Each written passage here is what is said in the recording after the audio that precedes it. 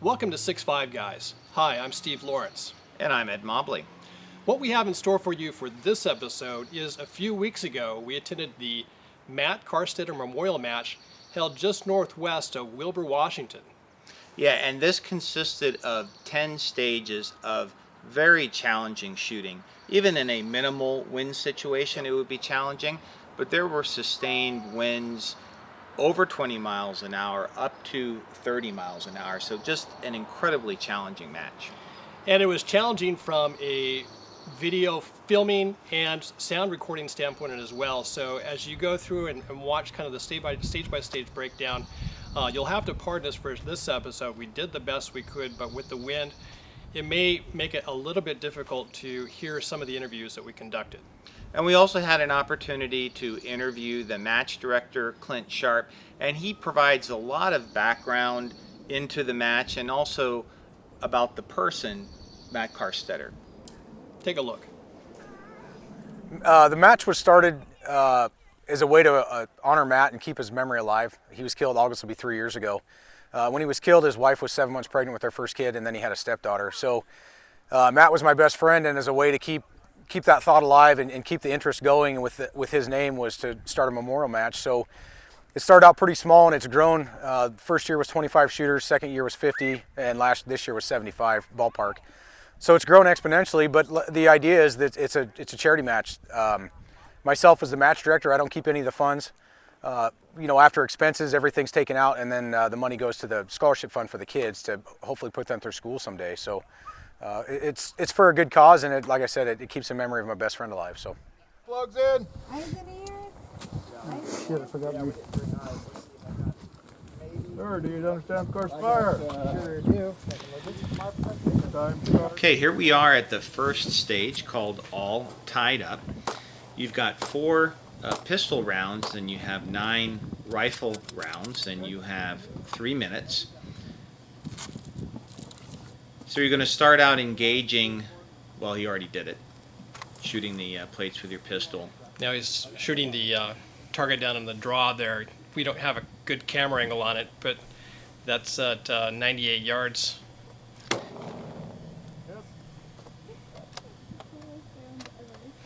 Now, one thing to note is, obviously we started off on stage 1 right out of the gate. We went with this squad to go not only film them, but we got a chance to shoot this stage. But the wind wasn't that strong early in the day. It was like, what, about 5-8 miles an hour? Yeah, I think here it was a little over 10. Okay. But it progressively got stronger throughout the day. Yeah, and you'll see that in the video. Now he's going for target 2 here, which is at 300 yards. Now the interesting thing here is the way they designed it. You had to stay within that orange line, but they intentionally, now they told us this afterwards, they intentionally painted the orange line forward of the barricade where if you wanted to, you could have gotten in front of it and leaned against it, or actually poked your rifle barrel through some of the lower... And try and shoot prone. Yeah, and I don't know if anybody actually figured that out, but what it does illustrate is you have to game each stage. And so a lot of match directors are getting creative where if you can figure out how to game it, you can get a real advantage. Yeah, think out of the box. In fact, when we were there, we saw people actually sitting on these railroad ties and shooting down on the draw. And here you can see Alan using a tripod as a rear support. Seemed to help him. Alan placed top 3 in this match. Yeah, he did, and you can see right there. I mean, I think you could have done a prone shot from there, and I think that would have just been a real game changer. Yeah, as opposed to trying to do reverse kneeling on a higher position like that. Yeah. So he got I think on this first 2 shots on that far target was 2 misses, and the last one was an impact.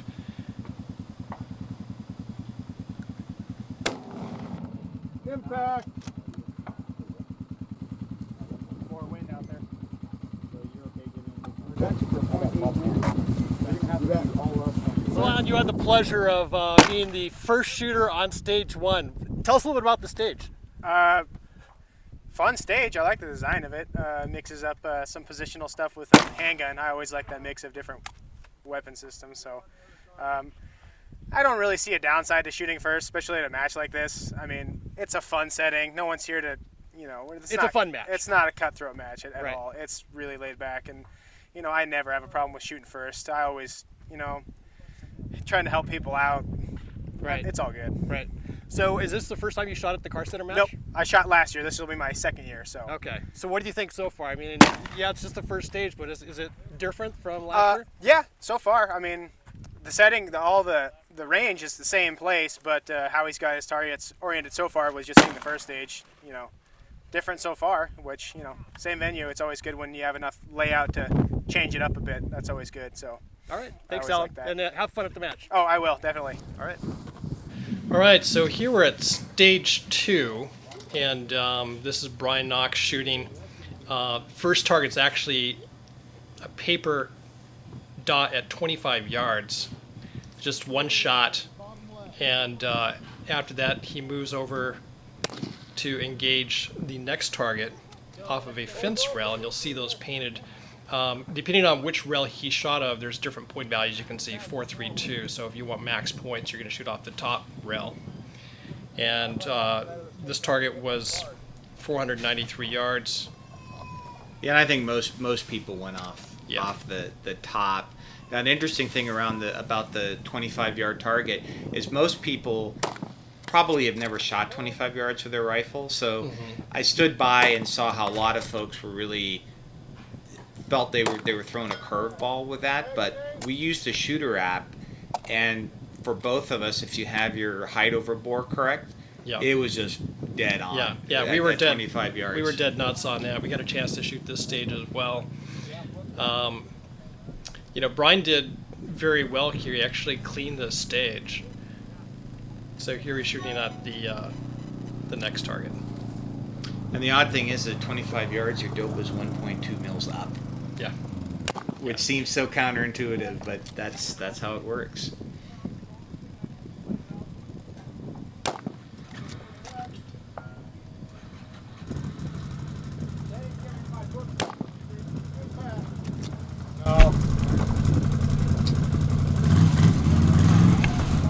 So Brian, you did a really good job on that stage. What'd you think? What was that like? It was a blast. A little bit easier than a couple of the other stages I've shot, but still the clock was ticking, pressure was on, and I was happy I cleared it. That was really good shooting. So what do you think of this match so far? Is this your first time at the Karstetter match? Yeah, first year here. I've shot a couple of other matches in the past, and this is a really fun match. I'd recommend it to anybody. Awesome. Well, Brian, good luck on the match today. Yeah, thank you. Thank bet. you.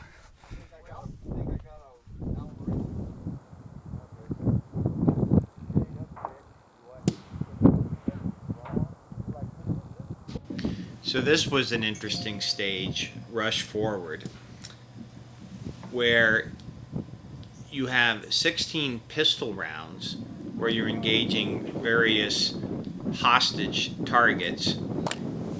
And then once you have gone through the pistol stage, you are engaging an IPSC target at 395 yards with unlimited rifle rounds.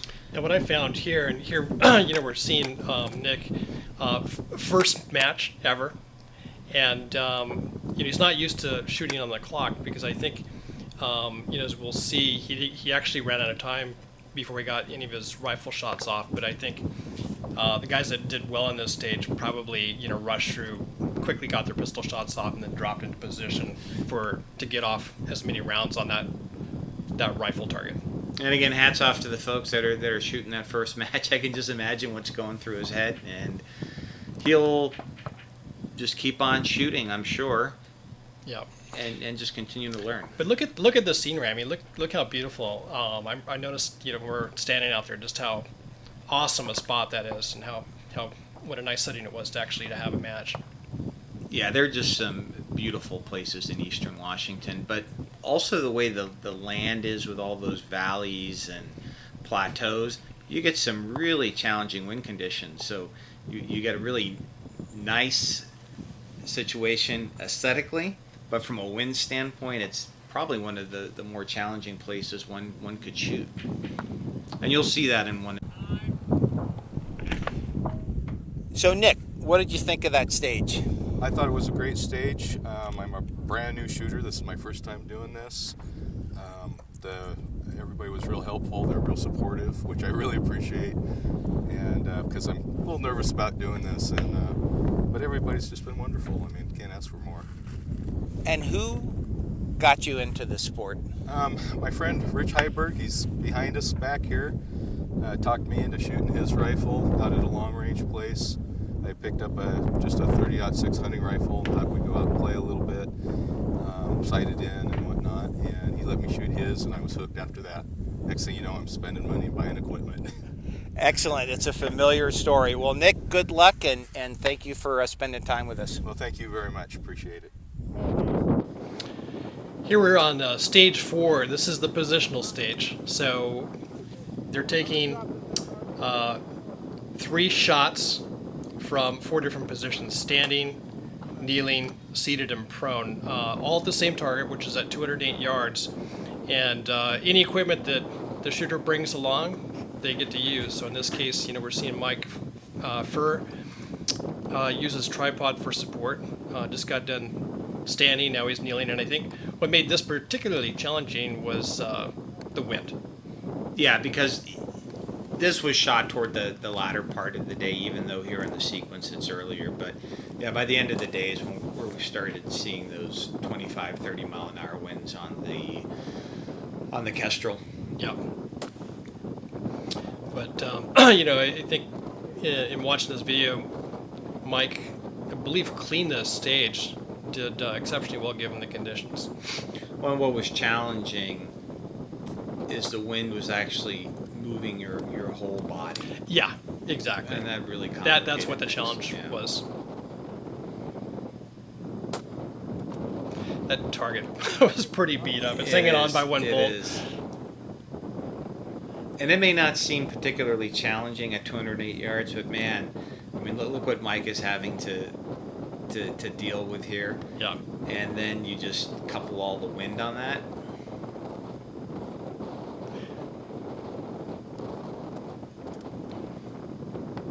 I think you'll see as soon as he gets these seated shots off, we had to remind him he had to drop down into prone after 3 shots. he kept going? Well, no, he ended up taking his tripod and just kind of tossing it off to the side. You'll see that coming up.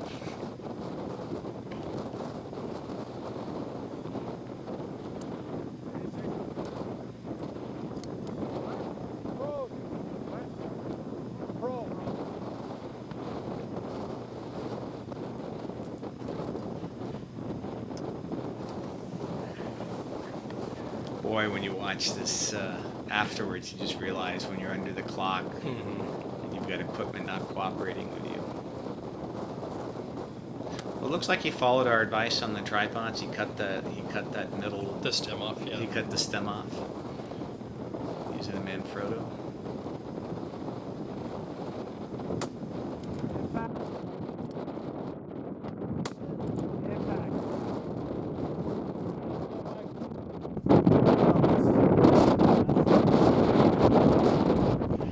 Michael, that was a pretty good stage right there, pretty challenging with all the positional stuff. What are your thoughts around that? Yeah, it was a challenging stage. First of all, positional is always difficult, but in this particular case, we have this wind coming from, 7 o'clock, and it's pounding you. So on the standing position, you're just getting the hell beat out of you. You're moving around a lot. Forget the bullet moving. I mean, you're it's only 200 yards. You're the one that's moving. And so, have you shot this match before? I've shot the Karstetter match ever since it started. And what are your thoughts about the match and the cause that it supports? Well, Matt Karstetter was my shooting partner, so I don't know if you knew that. But Matt and I started doing this together. He's Clint's best friend, college friend, a couple of the other guys, DJ and Jared and those guys, but he was my shooting partner. So when we lost him, it was really sad. Clint's doing absolutely yeoman's work for the Matt Karstetter's children in his memory. And where do you see the future of the match going as far as the course design and the number of participants? The course design will be like this, I suspect. Clint and I converse a lot on it. But the idea is to coach and bring other shooters up. So we're all into that. We like that. You're supposed to be sharing and giving, which is exactly how Matt Karstetter was. Just generous to a fault. Great guy.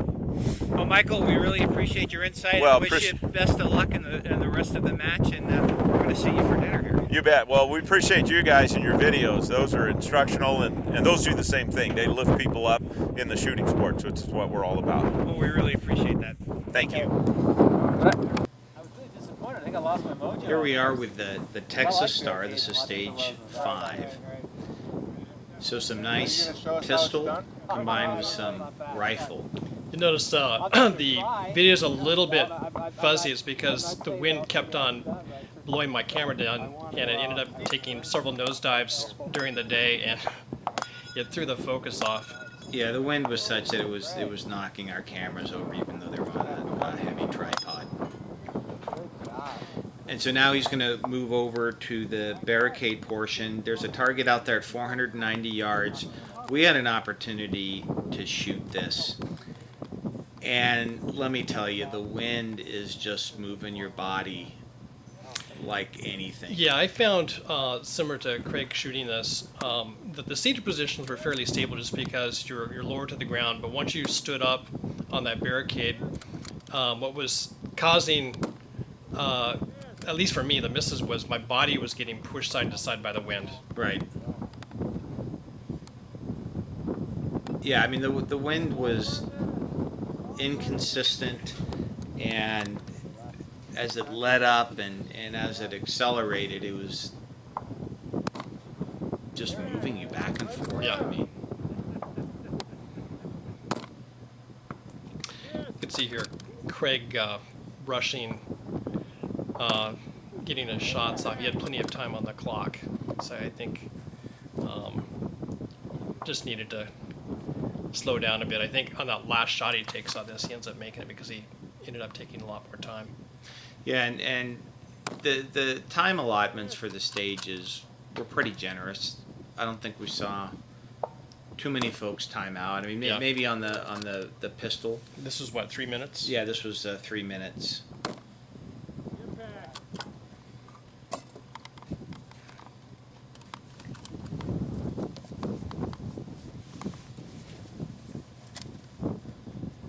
And again, another west side shooter.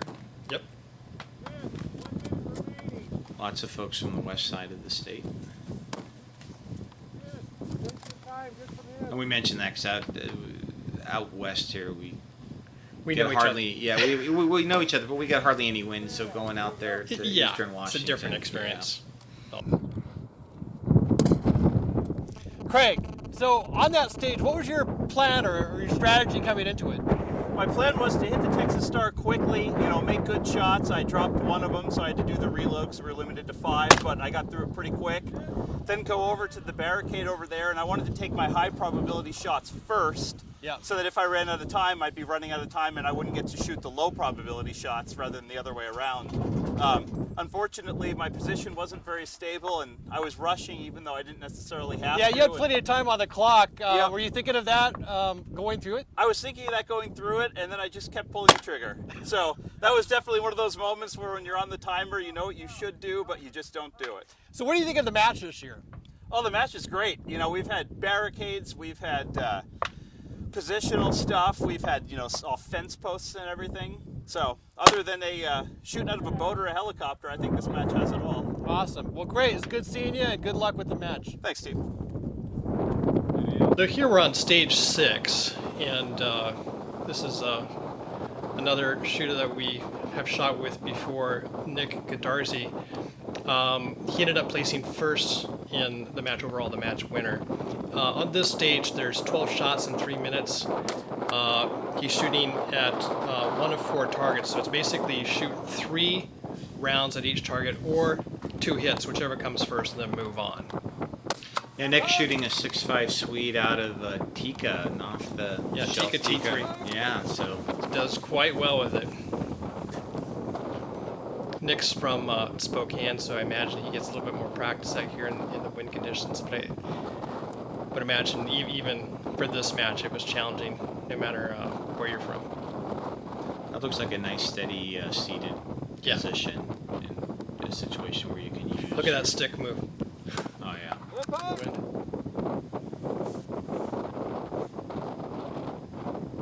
Yeah, because you couldn't hit that target down there in a prone position.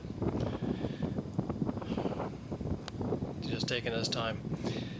But I believe Nick cleaned this stage. It was he did pretty he awesome. did. Pretty awesome to watch. Yeah, and the far target was at 808 yards, and with these winds, I mean, he must have felt really good connecting with that. Yeah.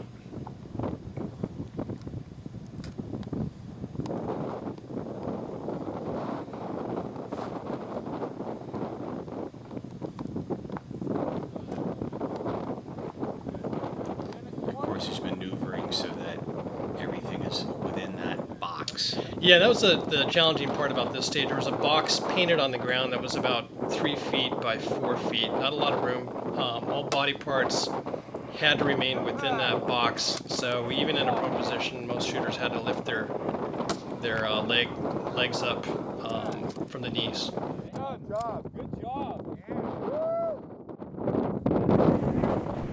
Hey Nick, that was just a terrific stage. What did you think going into that stage? You know, I thought the close targets are going to be pretty easy targets, but they ended up being pretty challenging because when I sit down, the wind was moving my rifle off the target. So I had to time the wind. When the wind stopped, I sent it. So and then I got some good hits on it. And have you shot this match before? No, I have not. This is my first time up here. And what do you think about the match? Man, I love it. This is just, look at the beautiful country, good people. What's not to like? You get some good practice in the wind.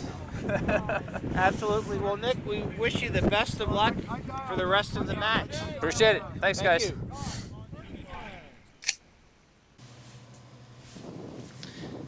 Here we are at the long range stage, which was probably, well, not probably, it was one of the most challenging stages. Not a lot of people did well in this. Yeah, I mean, not only did you have known distance targets, but you had an unknown distance target. But what was really interesting is you had 3 targets clustered together. And so at the firing line, the wind was blowing from left to right. But at the first target, you could see the wind was blowing right to left. But at the remaining 2 targets, it was blowing left to right. Yeah, or switching up. Yeah, so how do you call that? I mean, that's a real challenge. Yeah. Actually, I think, well, you use the strategy similar to what, remember, Scott Satterley was saying, go ahead and sacrifice the first round, see where it hits, then quickly adjust off of it. Exactly. John here that's shooting had a semi-auto rifle, and in these conditions, with dust blowing into the action, he could not get that thing to cycle reliably. I think he had to manually recycle the bolt after every shot. Well, he did mention that he had purchased a gas regulator on there for use with this suppressor, and not to say that dust doesn't contribute to it, but in this particular case, it's just way under gas. But we have been at other matches where folks with AR platforms have literally had to manually cycle it because of all the dust and grit. Yep. So you can see on that last target that was an impact. Kirk Roberts from Roberts Tactical Precision had his Iris system, which actually allows him to get some assistance in identifying impacts on target using that system.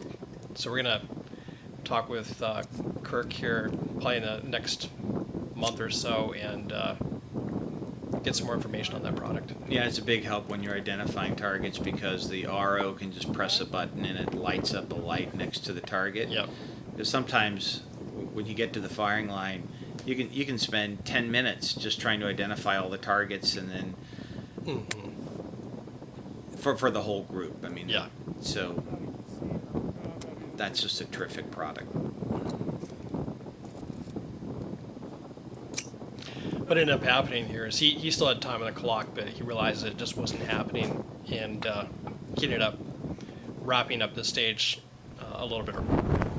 John, that long-range stage looked like it was really challenging. What was your thoughts coming into it in terms of how to engage it? Well, I didn't bring the right rifle for the conditions, that's for sure. But yeah, I was just trying to make a good wind call. I thought my elevation data was pretty good, but just could not figure out the wind to save my life.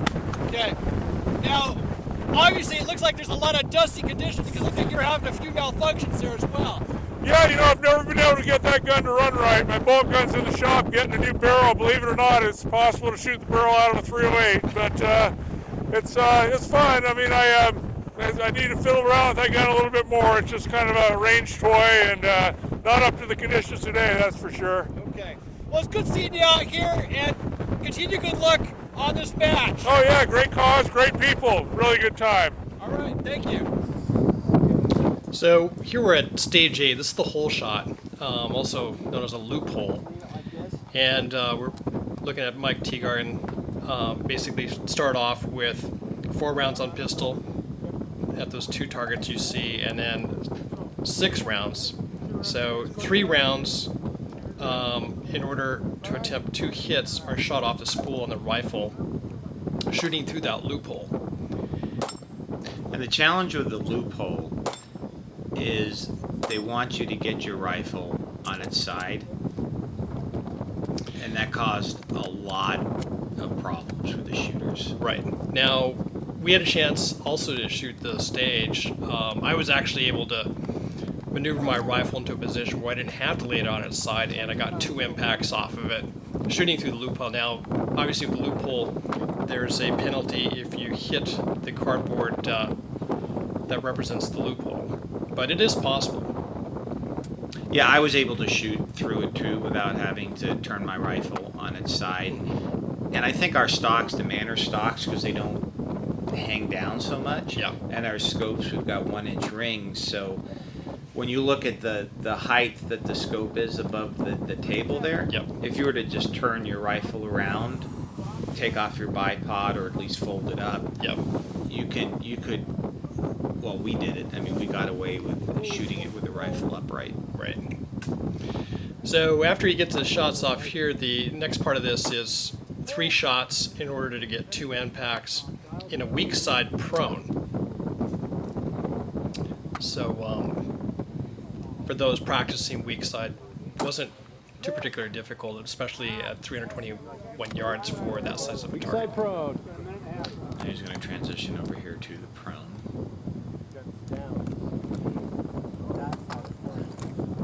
Yeah, so this stage has 2 things that people normally don't practice: putting their rifle on their side and shooting weak sides. Yeah. I like the loophole. I'd like to see more stages like that. That was kind of neat. Yeah.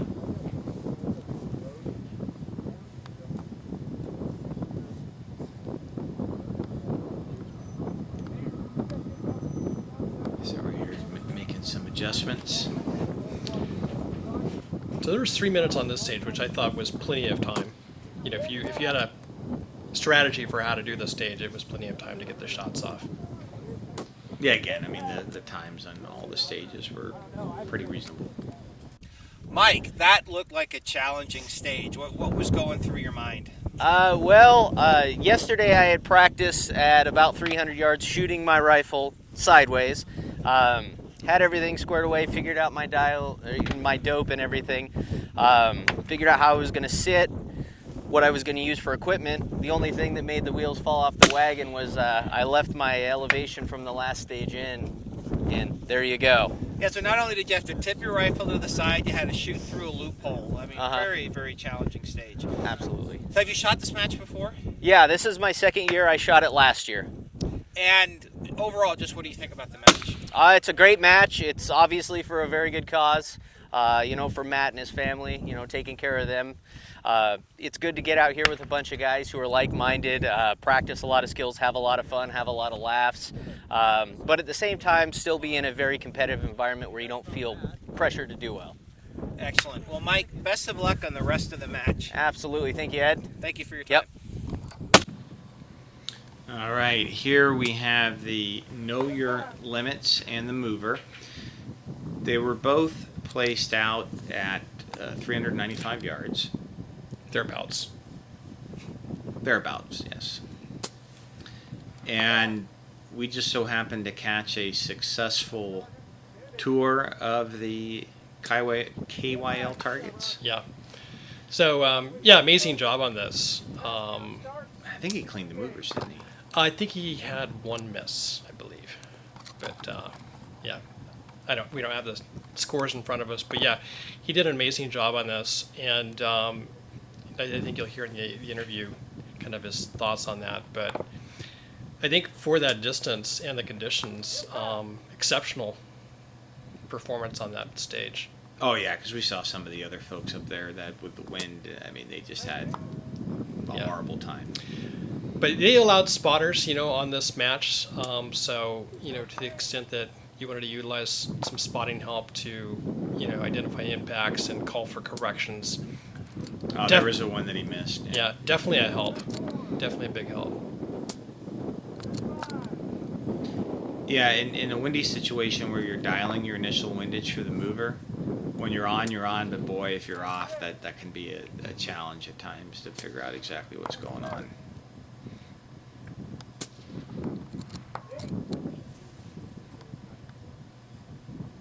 Looks like he's got a McCree chassis, right? Yep.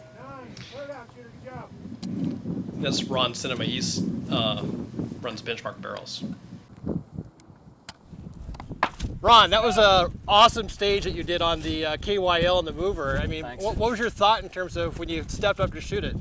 Well, we're just hoping for decent winds, and my spotter did a great job of calling the wind for me and then telling me where I was hitting on the steel, so that makes all the difference. If you know where you're hitting, you can do good.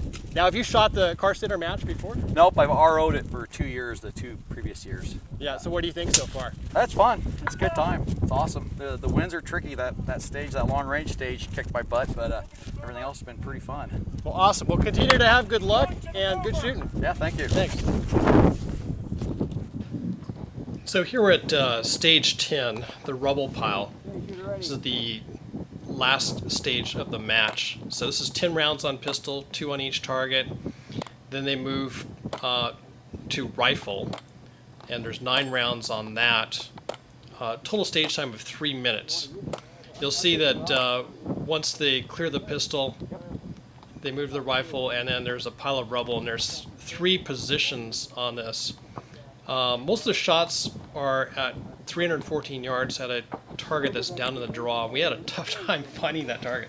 We did, and I could just imagine what it was like for the shooters. And you can see here what a challenge it is to get a steady position when you're sloped down. Now, other shooters, it didn't take them long to figure out that they should deploy their tripods, and it seemed like that's how a lot of the shooters went. Yeah, I think the guys that did really well on this used, either the long bipods or a tripod on this, particularly for these backward sloping positions. Yeah, and the target was positioned in such a way where you couldn't prone out on that thing. I mean, you had to stay on the concrete. Yeah, you had to. On this one, he's shooting at a target at 454 yards, and again, had to be shot off that concrete. So it called for some ingenuity in building a good position. I'd say you figured it out. There you go.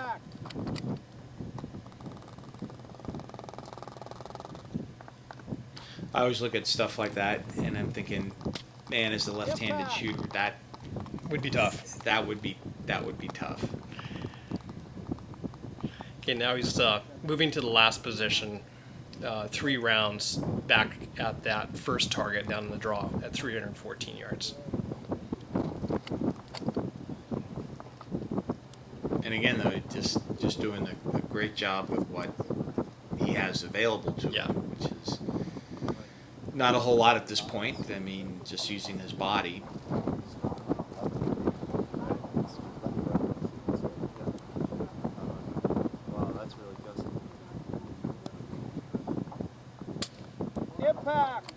But you mentioned earlier about the scenery. That was When a you very panned, that was probably one of the most just scenic. yeah, spots. scenic spot.